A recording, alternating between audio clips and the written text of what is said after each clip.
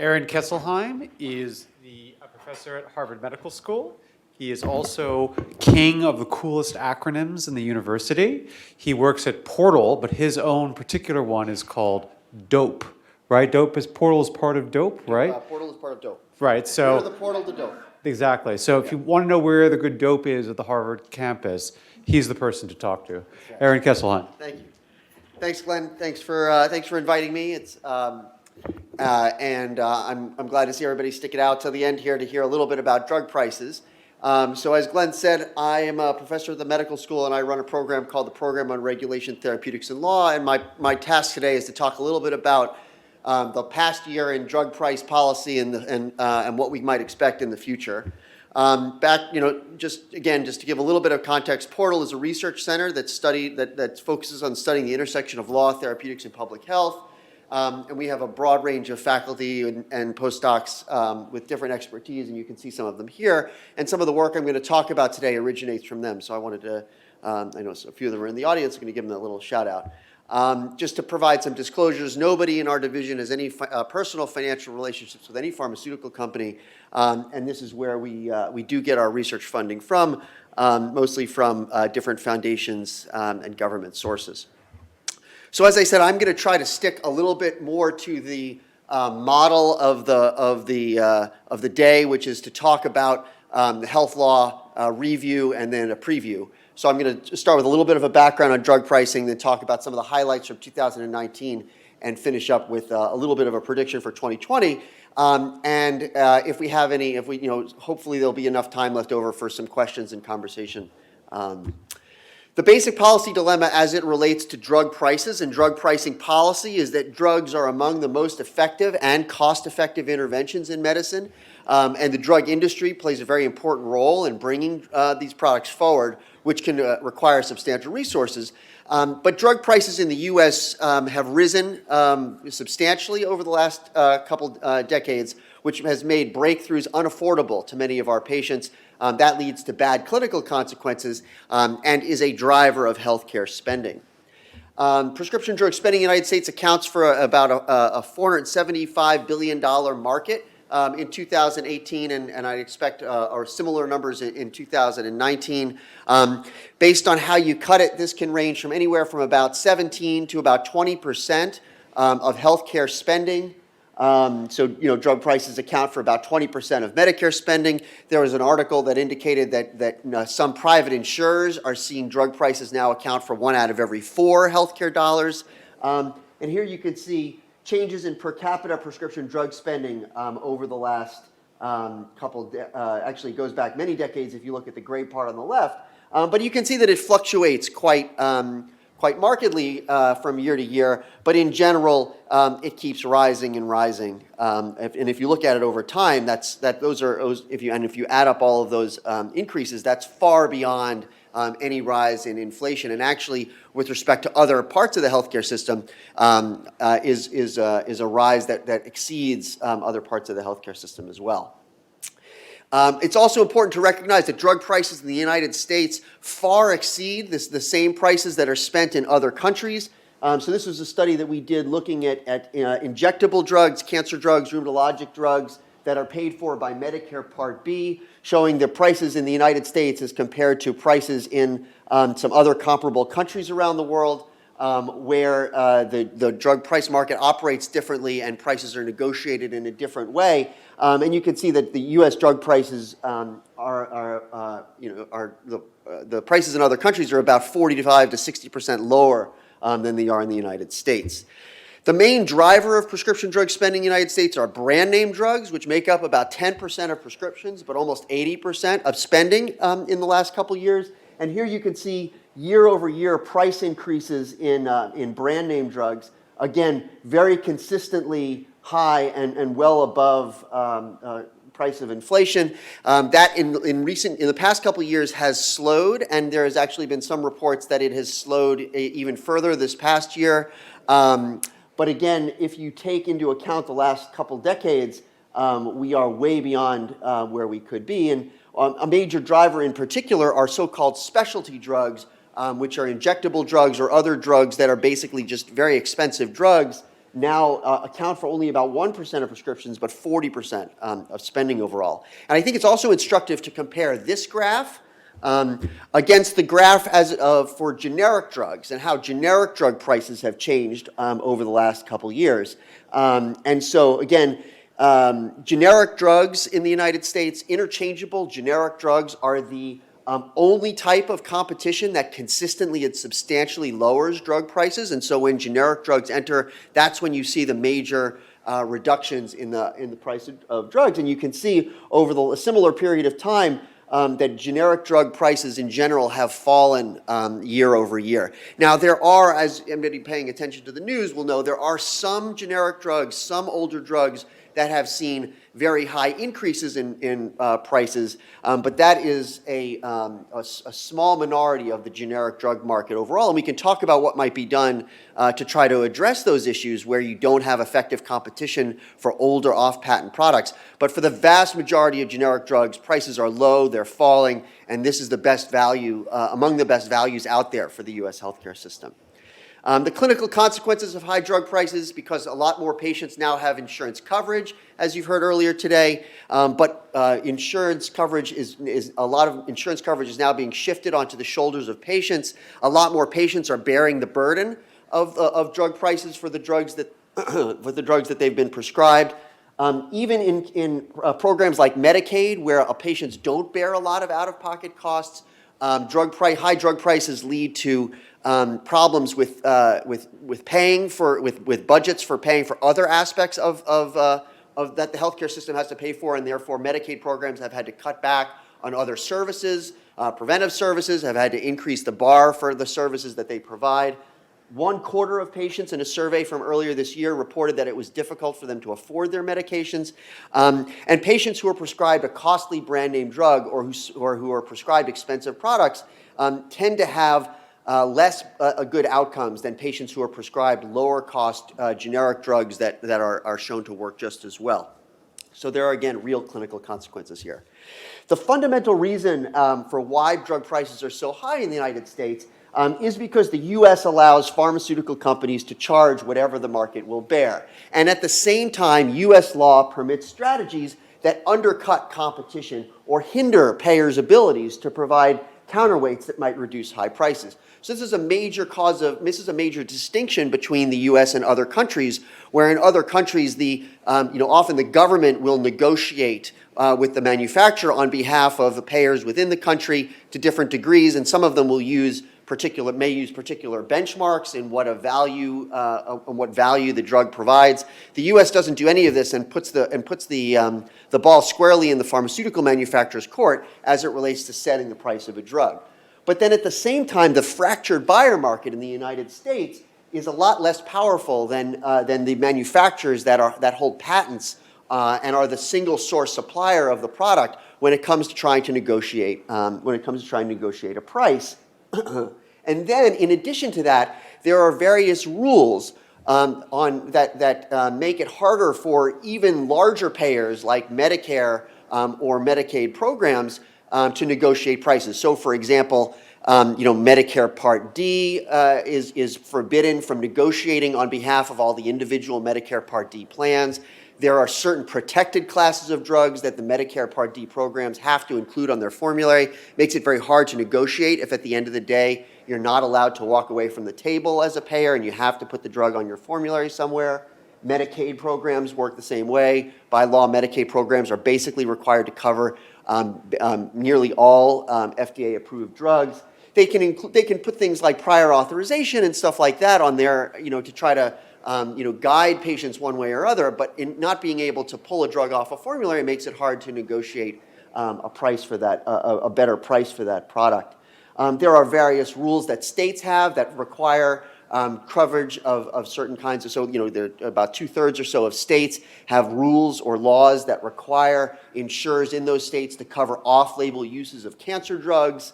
Again, makes it more challenging to negotiate prices when you have these kinds of restrictions on the drugs that you have to cover. There are other programs like Medicare Part B, which is the coverage for inpatient or hospital-administered drugs. They don't negotiate at all. They just take the average sales price that the drug provides that the manufacturer is able to get on the private market.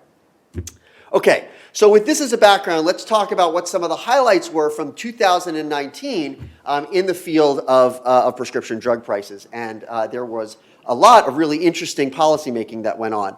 The major effort at the congressional level was thinking about how would we negotiate prices for Medicare? Is there a way to try to encourage better negotiation of prices for prescription drugs that Medicare buys? Right now, again, in the law establishing Medicare Part D, there is a section that prevents Medicare from negotiating on behalf of individual clients. So the first policy option we saw in 2019 was a competitive licensing scheme, where in this bill, H.R. 1046, which was proposed by Lloyd Doggett, a representative from Texas, Medicare Part D would be permitted to negotiate prices and would negotiate with the manufacturer, taking into account the comparative and cost effectiveness, the budgetary impact of providing coverage, the unmet need that the product provides, the global sales revenue, and would come to a negotiated price with the manufacturer.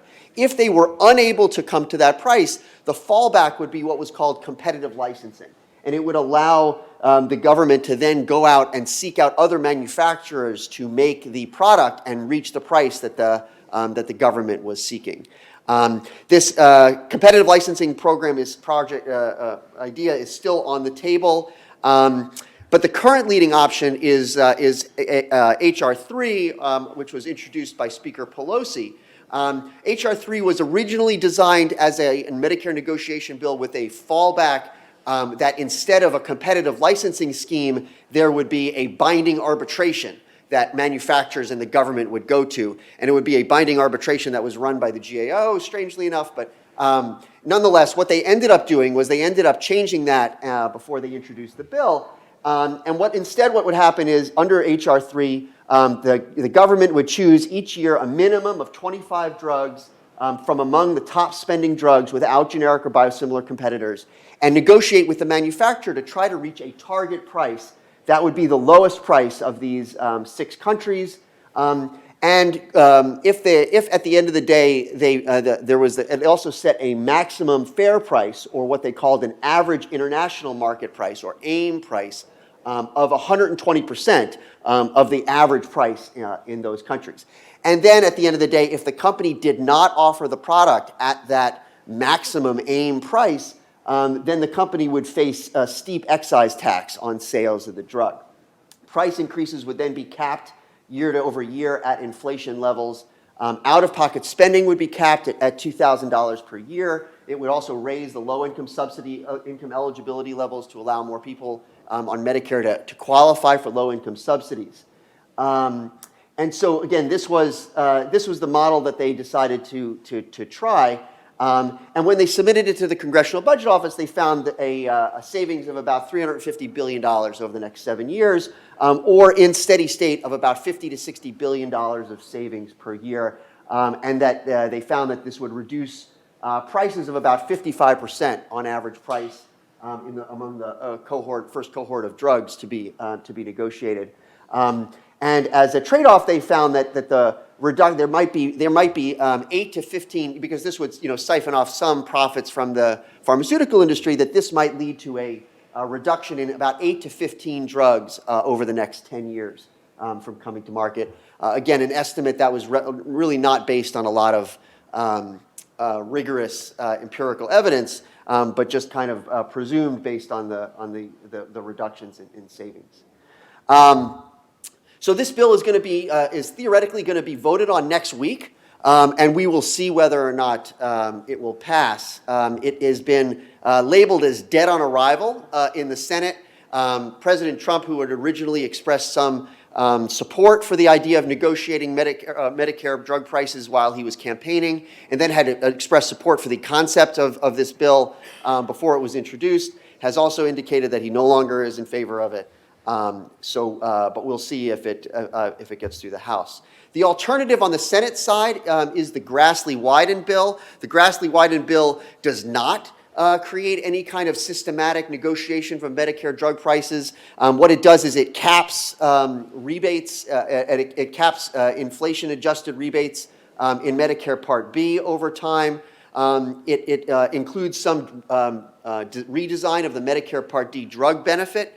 The Medicare Part D drug benefit, basically after you get over a certain amount of spending, the Medicare Part D drug benefit has this catastrophic coverage in which the government pays for a lot of the price of the drug, and the Medicare Part D plan is not responsible for it. And some people think that that reduces the incentive that the Medicare Part D plans have to negotiate the prices of very, very expensive drugs. And so the Grassley-Wyden bill shifts around the redesign and puts a little bit more risk on the part of the Medicare Part D plan. It also caps out-of-pocket costs, and it shifts some drugs from Medicare Part B to Medicare Part D. The Congressional Budget Office was a lot less sanguine about the prospects for savings from this bill, pitching it at about $100 billion over 10 years total.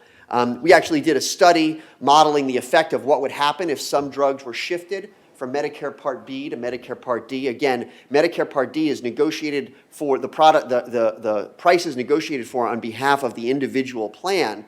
In Medicare Part B, there's no negotiation at all. And what we found is that such a shift might actually lead to a reduction in prices of some of these products, because some of these Medicare Part D plans use PBMs, they use other mechanisms to try to negotiate prices, and as a result, these high-priced drugs in Medicare Part B, if they get shifted over to a Medicare Part D kind of model, might actually see a small reduction in price.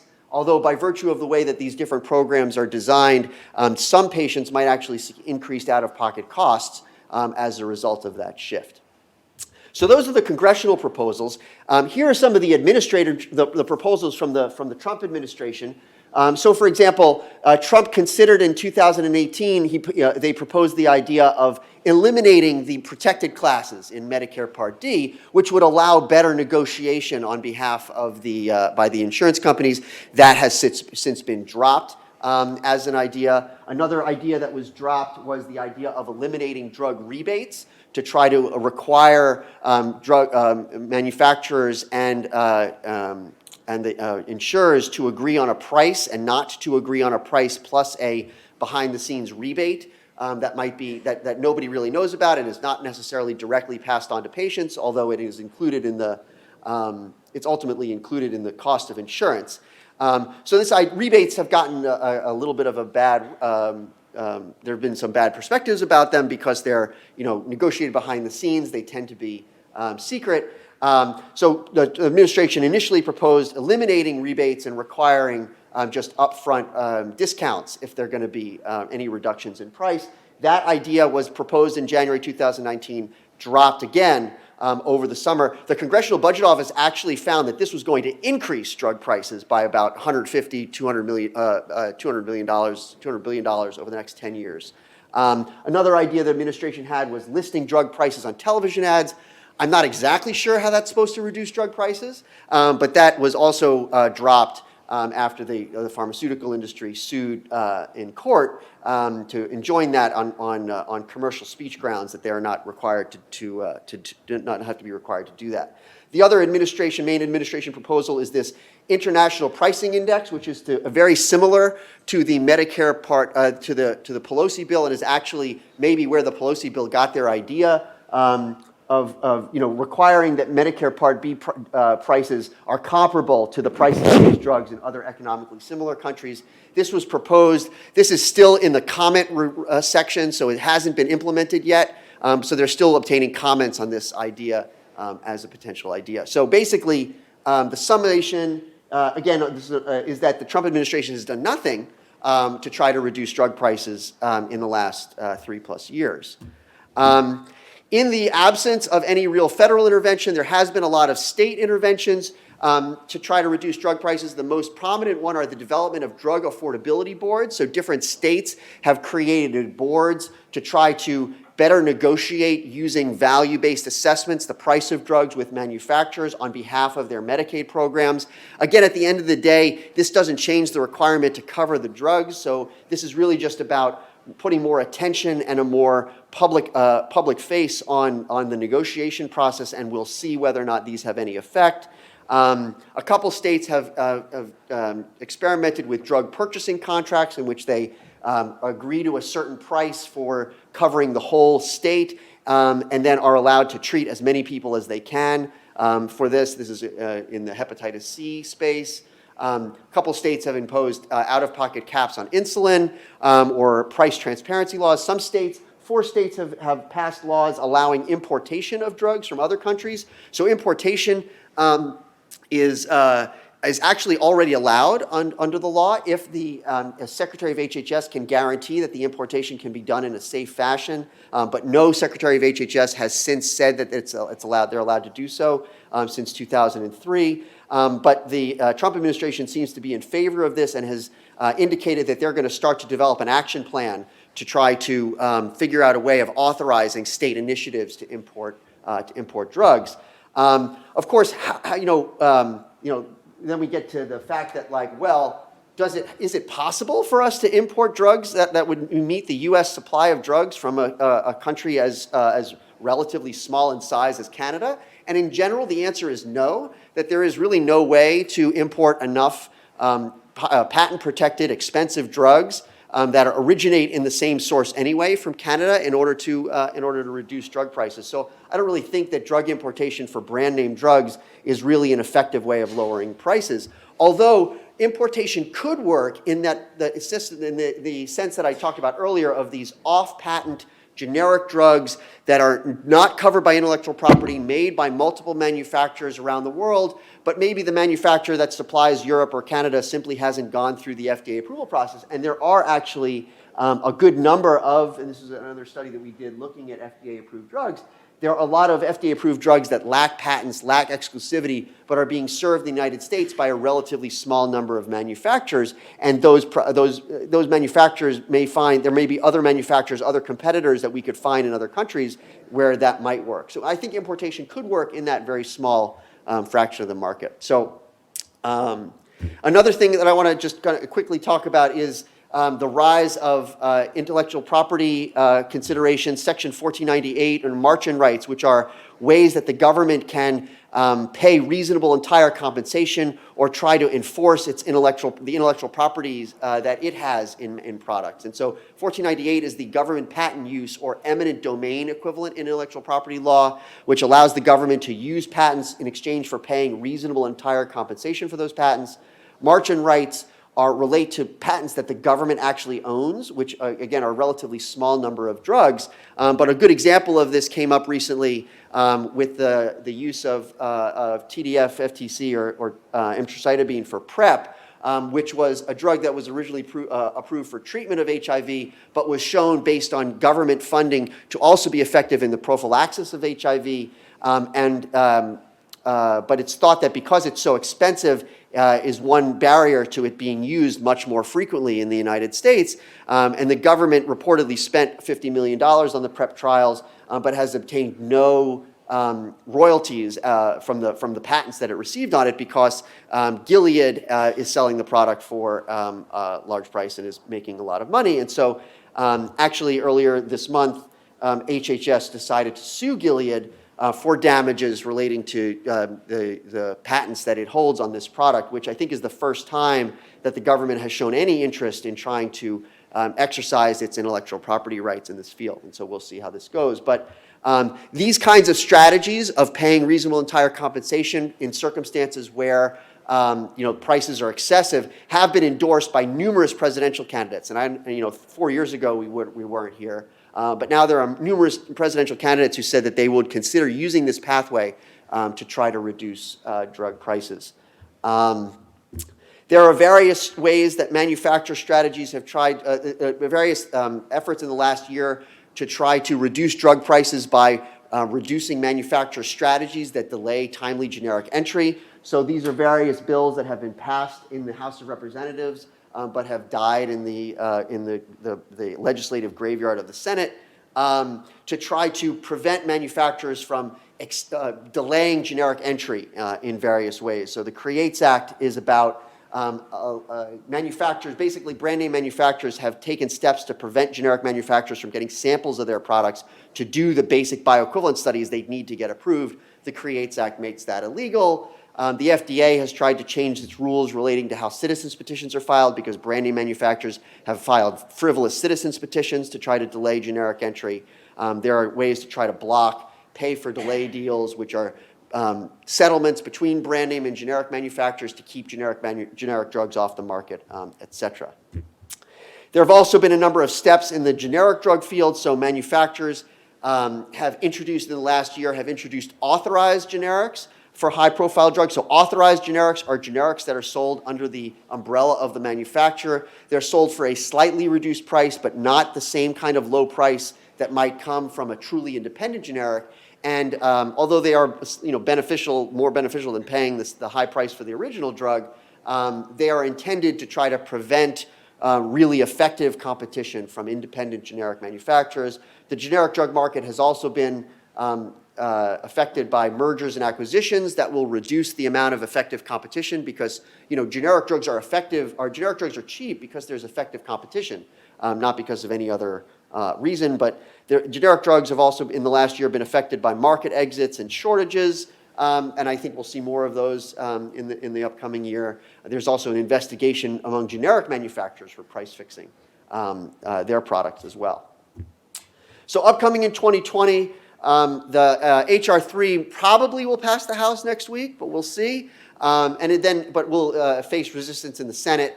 I think that it's probably unlikely that anything gets done in a major way before the 2020 elections. We might see some of those smaller pro-competitive measures that I talked about preventing these games that brand name manufacturers play to try to keep generics off the market. We might see some of those get through, just so that the administration can try to claim a win in this area as the election heats up. There will be another major thing we're going to see next year is a deeming process where a whole bunch of biologic drugs, including importantly insulin, which used to be regulated under the CEDAR as generic drugs, get shifted over to the biologic space, so that now we might see more generic versions, so-called generic versions or biosimilar versions of those products come on the market through the BPCIA, the biologics pathway for getting biosimilars on the market, or the 351K pathway. I think that drug prices will continue to be a major point of debate in the presidential election. And then the most recent thing I heard is that the 21st Century Cures Act, which was a bill passed in 2016, signed in early 2017, to get to try to accelerate the FDA approval process. They're thinking about trying to come back with a new version of that, which they can't call the 22nd Century Cures Act. So they've decided to call it 21st Century Cures 2.0. If you're interested in any of these topics, we've developed an online course called the Prescription Drug Regulation, Cost and Access, Current Controversies and Context, which is available on the Harvard X platform. We have a whole week devoted to prescription drug prices that goes into a lot of these issues. And as always, you can feel free to reach out and email me. But I think I've left about 10 or 15 minutes for questions. So thank you very much for your time. Questions for Professor Kesselheim?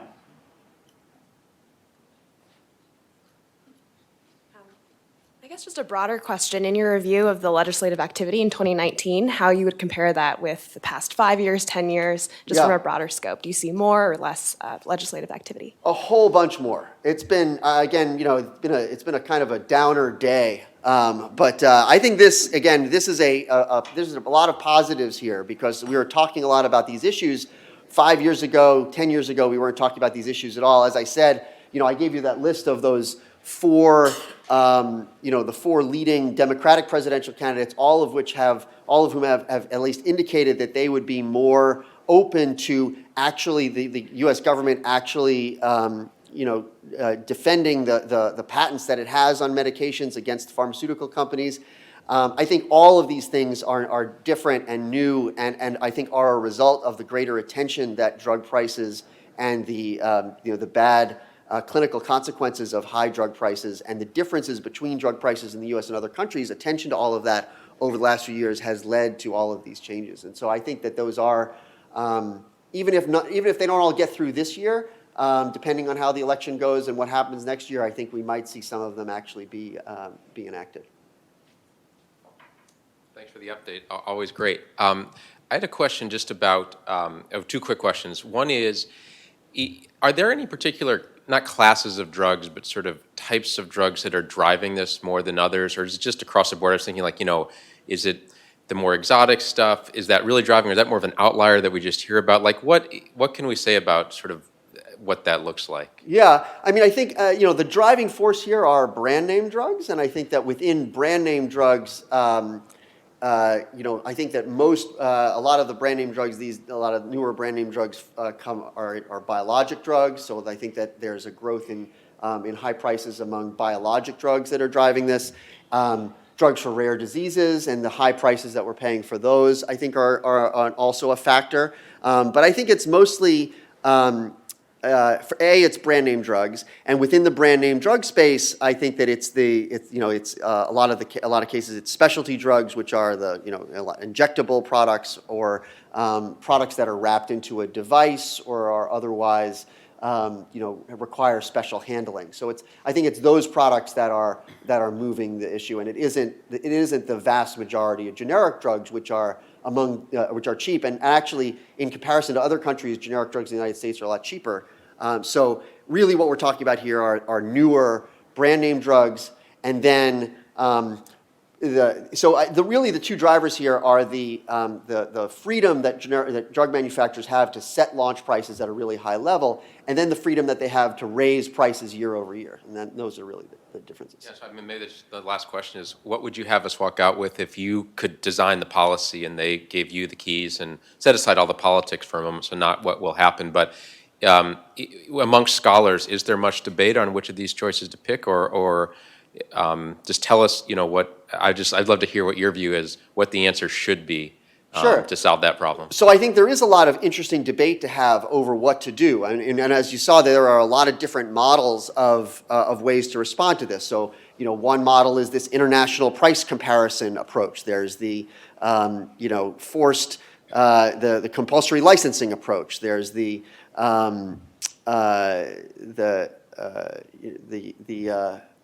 forced negotiation approach to trying to figure out a price. I mean, in my view, I think that the right way to go about this is not necessarily to base our prices on what's going on in other countries, but to try to assess for ourselves when a new product comes out, what value it offers to the system, and then with that process to try to negotiate a price that's closer to the actual value that the drug provides with the manufacturer. And there have been some efforts in the past to try to set up an independent government body that would do that kind of evaluation and set that up for negotiation. But so I think that would be the best approach. But the International Pricing Index is kind of a shorthand approach to doing that, because that's what a lot of other countries do.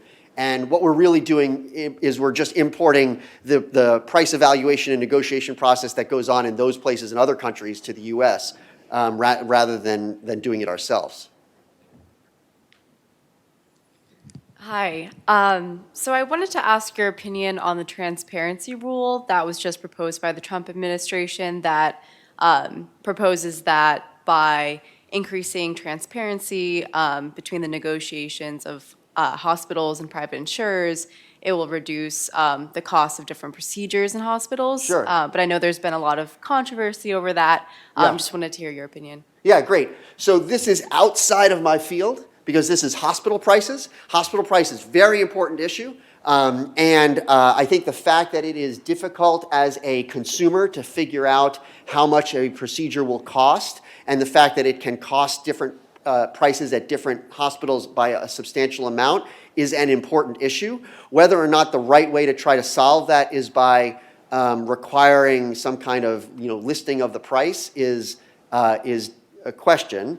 What price would you list? How would you list it? How would you make it evaluatable? What goes into that price? So in many cases, the high prices of procedures are because device manufacturers are charging a lot of money for their devices. In other cases, it's because of the complexity of the surgery. And so how would you figure out those kinds of things? So I think that there's a lot of issues to be worked out.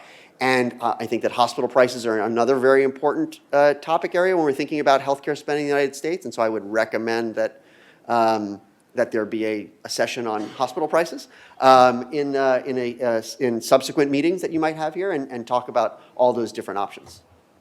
Please join me in thanking Professor Kesselheim. All right. Good to see you. Yes. You too. Well, not only did we stay on time, but we're going to get you out a few minutes early. Just a few more thank yous again to my team, Caitlin and Chrissy in particular, but also the staff who served us today and also whose video recorded for us today. A big round of applause for them. And once again, we want to thank you for attending this event. This is our last event for the semester, but we're going to have plenty of new stuff in the J term and in the spring. So if you're not already on our listserv, please sign up, and thank you again.